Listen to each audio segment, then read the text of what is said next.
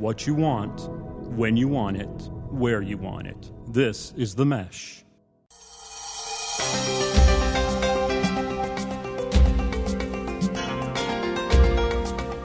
So hello, and welcome to the Caregiver community. This is a place where we talk about the joys and challenges of caring for our aging parents and ourselves. I'm Mark Bumgarner, the Executive Director of Adult Life Programs. I'm here with Mary Mitchell today. I and Mary are one of the estimated 10 million adults in the United States and many more millions worldwide who are adult child caregivers, caring for our aging parents and ourselves. In this podcast, we'll be talking about how to identify resources that may be in your community and how to access them so that your mom, dad, or other loved one, and you, can receive the best support possible. Adult child caregivers often are frontline persons caring for their parents. We take care of medical needs, from making medical appointments and serving as advocates, to managing medications and providing hands-on medical care. Adult children make sure their parents' finances are managed appropriately and that their legal affairs are in order. Sons and daughters do the grocery shopping and prepare the meals, and they clean the house and provide the most personal of care for their parents. They provide transportation and care for them, emotionally, and caregivers do all this while juggling the needs of their own families and demands of their career, while also trying to maintain their own health, friendships, and community involvements. That's a lot.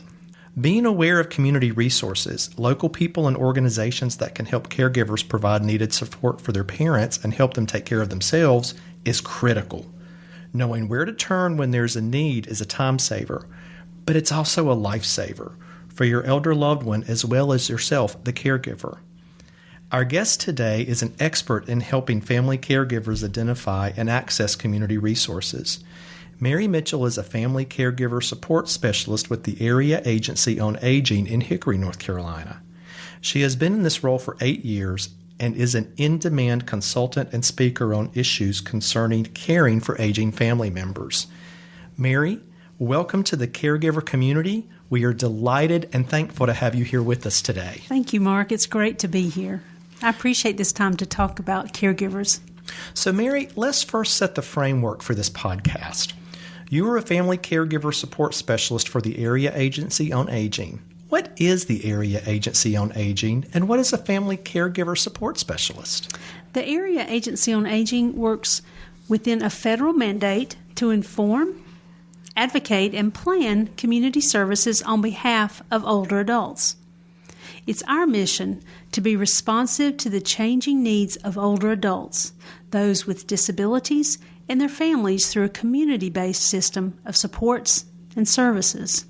The Family Caregiver Support Specialist works under the umbrella of the Area Agency on Aging and is dedicated to supporting caregivers with information and resources to help make that caregiving journey successful. So, Mary, how exactly does the Family Caregiver Support Program help family caregivers? I'd like to share with you some of the services that are provided under the Family Caregiver Support Program. Information is available about available resources to help families in their caregiver role, assistance to families in gaining access to services from a variety of public and private agencies, and help in future planning needs. We provide caregiver support to help families cope with the emotional and physical stress associated with caregiving. We plan and host caregiver events to help educate families on topics important to caregivers to assist them on their journey, such as helping with caregiver stress, communication, and community resources available to families. We also provide temporary respite services through our program for caregivers to give the caregiver a much-needed break from their caregiving responsibilities. Wow, I know personally how essential that is. So, Mary, do all families, caregivers and older adults, have an Area Agency on Aging and a family caregiver support specialist in their area, regardless of where they live? Yes, the Area Agency on Aging is part of the national network that was set in place by the Older Americans Act of 1965. A little history there for you.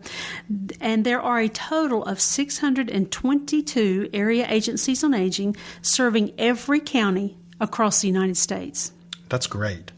So how does the Area Agency on Aging and a Family Caregiver Support Specialist help a caregiver living in a different town or state from their loved one? That's a good question. If we receive a call or an email from a caregiver in our area, they may be trying to locate services or information for a loved one in another city or state. We will help them by locating the Area Agency on Aging in that area and pass along the contact information for them to reach out for support for their family member or their loved one in that area. And likewise, we often receive calls from caregivers in another county, another state, that are trying to help a loved one in our region who's needing care or resource information.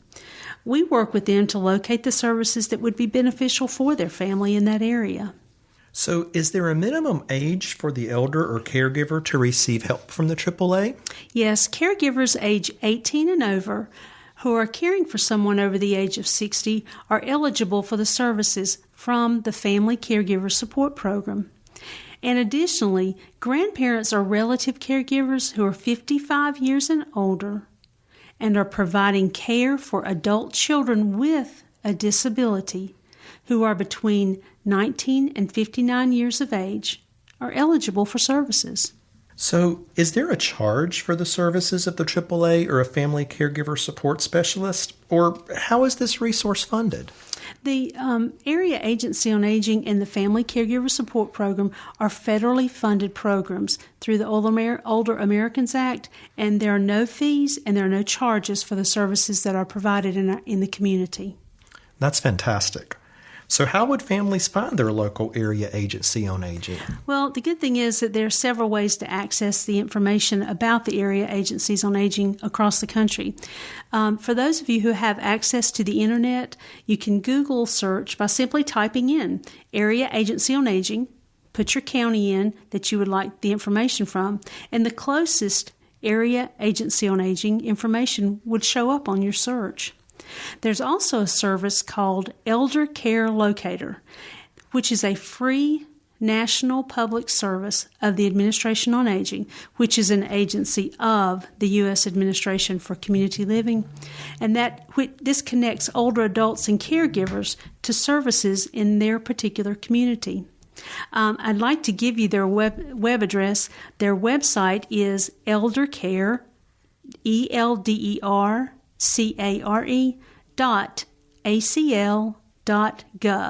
And I'd like to give you their phone number as well. They have a toll-free number, which is 1-800-677-1116. And then we're also listed in the phone directory, or if someone visits their local senior center in their area, our agency partners with senior centers in our area, and they would also have contact information available for families. Well, Mary, while we can't possibly list all the resources in every community, what are some resources caregivers could look for in their area? Well, depending upon each family situation, which every family situation is different, resources in the community could include home-delivered meals or congregate meals, personal care assistance, respite services for caregivers, support group information, which is so important for caregivers, adult daycare or day health services, legal services, or housing and home improvement. So could you give us some examples of how this might help elders and their caregivers? One example might include a caregiver searching for home-delivered meal service for a loved one to help their loved one to be able to remain in their home longer.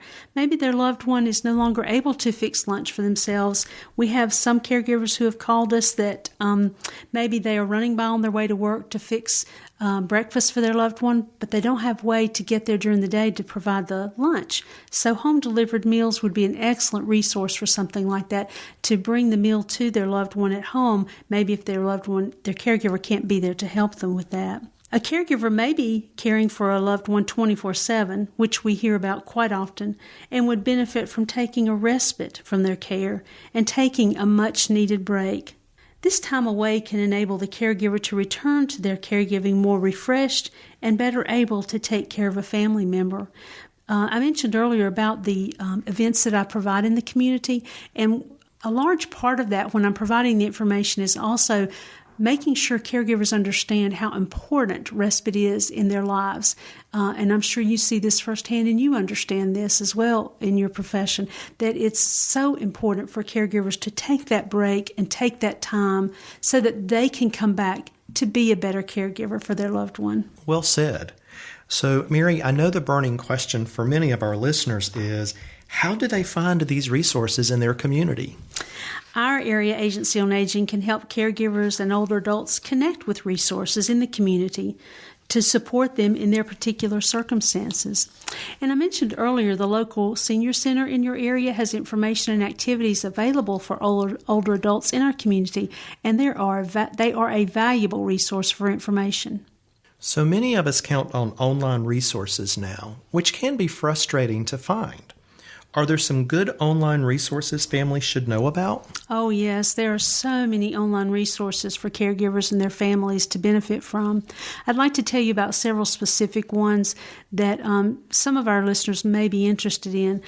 For families who have a loved one who's suffering with dementia, the Alzheimer's Association has an excellent website with a wealth of information. It's alzheimers.org. If you will put that into your search, it will come up pretty quickly on your search, on your Google search for that. Another excellent website for families that are dealing with Parkinson's disease is parkinsonassociation.org. I think a lot of families that I've talked with who are caring for someone with Parkinson's didn't realize there was even a website that could help them. And there are articles on there that could help them, information and all of the latest information about Parkinson's, or going back to the Alzheimer's. Both of those have the most current information about these diseases on their websites as well. Caregivers of veterans have a website through the Veterans Administration, and this also has a wealth of information for them about services available for caregivers of veterans and articles of interest for caregivers. That website, I wanted to make sure that you guys had this, was caregiver.va.gov. And on there, there are lots of places on this website to peruse around for caregivers. And if you're just at a loss and not sure where to go, but you are caring for a loved one, they developed this website several years ago, well, quite a few years ago, that is dedicated to the caregiver of a veteran. So it has valuable information on it. The Family Caregiver Alliance is a community-based nonprofit organization that addresses the needs of families and friends providing care for loved ones. Again, there are many articles of interest and advice for caregivers that are practical articles and practical advice that caregivers can put to use or to use that information. And I think more than anything, this website shows the caregiver that they aren't alone, that, wow, maybe I'm not the only person that's dealing with something in particular. Their website is caregiver.org. And then I also wanted to mention the National Council on Aging helps identify programs that help with expenses such as medication, health care, legal expenses. And all you have to put in to bring this up is benefitscheckup.org. And that will have a lot of valuable information as well in general for older adults. That's great. So we've been talking a good bit about organizational resources, but what about other resources such as family members, friends, doctors, the medical community, churches, or other faith-based organizations? Mark, you brought up a really important issue here. Most caregivers do not realize that friends or family are anxious to help them, but often don't know how they can help. That's where the caregiver communication can come into play that I talk about quite a bit in my events and my seminars that I have with caregivers. It is so valuable for caregivers to speak up and share with friends, family, or their church family what their needs may be. The odds are favorable that the caregivers can gain assistance and support from their community if they just let them know what they can do, what they need help with. A lot of times that's what seems to happen, is that when we're on this journey, once again, we feel like we may be by ourselves, that no one can help us. But if you stop and look around, talk to your friends and speak up a little bit, you'll see that people are waiting in the wings to help. but they don't want to be offensive. They don't want to do the wrong thing. They don't want to interfere. But just the small mention that maybe they could use some help with mowing the grass, picking up some medications, going to the grocery store, those things can make such a difference. Caregivers are often surprised that just sharing with others about their caregiving journey often opens doors to help from friends and family who do care. So, what are some signs that would indicate that an aging loved one could benefit from help? As well, what are some signs in caregivers' actions that would indicate they may need help as well? Another good question, Mark. Family and friends may notice their older adult may not be able to take care of everyday activities as they used to be able to. Some examples of this may be, maybe the house isn't quite as clean as someone used to keep it. Maybe they are no longer preparing meals, or you find that they find when they come by to visit that they look in the fridge and maybe, some of the meals that I brought by last week are still in the refrigerator and they haven't been eaten. Or maybe they are asking for assistance to drive to an appointment or taking care of their yard because they are telling someone that they can no longer do it anymore. All of these are signs that maybe someone may need to step in or may need to come and see if there's something they can help with. On the other end of this, many times a caregiver may not be able to take care of everything. If they're trying to care for a loved one 24/7, they're trying to go to work, they're trying to take care of their family as well, their immediate family, there may be a lot of stress there and they may not be able to handle all of that. And so there may be signs of tension, stress, not being able to complete their job as well as they would like to. And someone may need to come in and help with the caregiver, but once again, I'll do my preaching about respite, making sure those caregivers know that somebody may need to mention to them, it's time for you to take a break and let me come in and help you. Having that respite is so important as a caregiver. Can you talk a little about the impact that caregiving can have on the health and well-being of caregivers and why it's important to think about the caregiver's health and well-being in relation to the health and well-being of the person being cared for? Exactly. You're exactly right about that. It's extremely important for caregivers to take care of their own health while caring for a loved one. Caregivers typically give most of their energy and time to caring for their loved one and are overlooking their own well-being. While this is very admirable, doing so at the cost of their own health is dangerous. We encourage caregivers to take the time for their caregiving tasks to focus on themselves by resting and rejuvenating themselves to enable them to be the best caregiver they can possibly be. And they're surprised. I talked with many caregivers who are very surprised that taking a break from themselves, they actually came back refreshed. They came back willing to take this on and more able to care for their loved one. And it helps not only them, but their loved one as well. This has been incredible, Mary.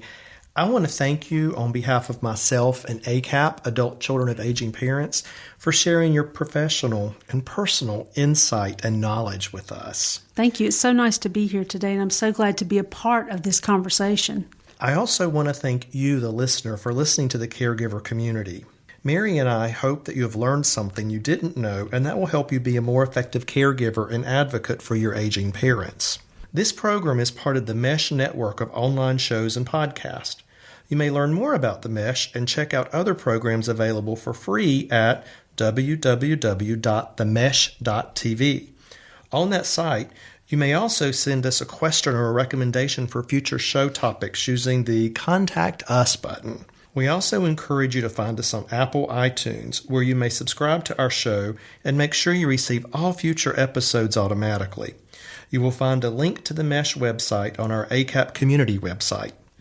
For more information about ACAP Community, please visit www.acapcommunity.org or call us toll-free at 877-599-ACAP.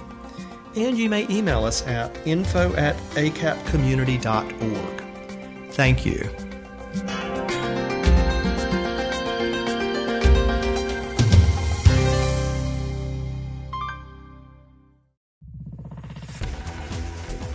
You've been listening to The Mesh, an online media network of shows and programs ranging from business to arts, sports to entertainment, music to community. All programs are available on the website as well as through iTunes and YouTube. Check us out online at themesh.tv. Discover other network shows and give us feedback on what you just heard.